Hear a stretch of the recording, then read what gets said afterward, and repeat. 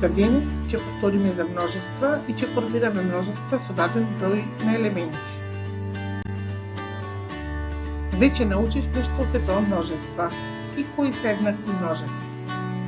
Денес ќе формираме множества со даден број на елементи. На слайдот можеш да видиш Венов диаграм и во десно во квадратчето е впишан бројот 1. Тоа значи дека ова множество треба да има еден елемент.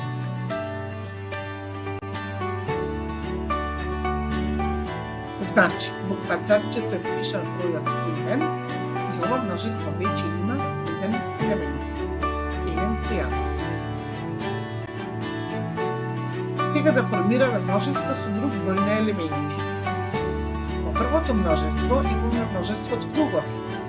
Во квадратчето долу е впишан бројот 3, што значи дека множеството брои 3 елементи. 1, 2, 3. Во второто множество впишаме бројот 5 во квадратчето. Тоа е множество на квадрати, има 5 квадрати. Да ги изброим. 1, 2, 3, 4, 5. А во третото множество, повторно е множество на триаголници, во квадратчето е впишан бројот 7, што значи дека бројот на елементи во множеството е 7. Да изброим. 1, 2, 3, 4, 5, 6, 7.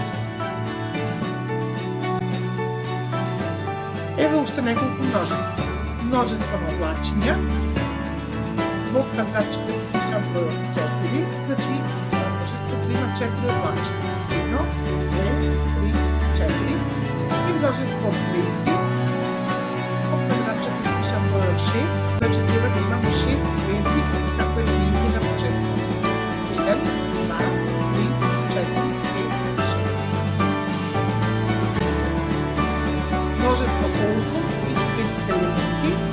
Првото множество е множество на срца и тука има 8 срца, односно 8 елементи, а другото е множество на клетки и множество на колки број 10 елементи можеш само да ги изброиш.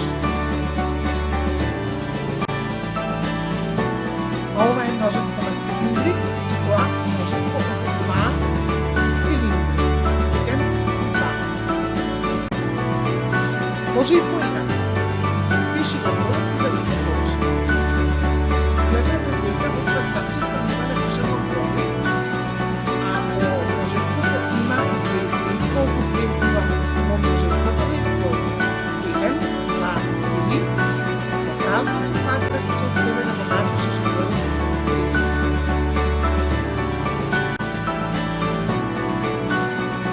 Сега обратна ситуација. Во квадратчето е впишан бројот 7, што значи дека во множеството треба да нацрташ или залепиш 7 елементи. Изборот на елементи е твој.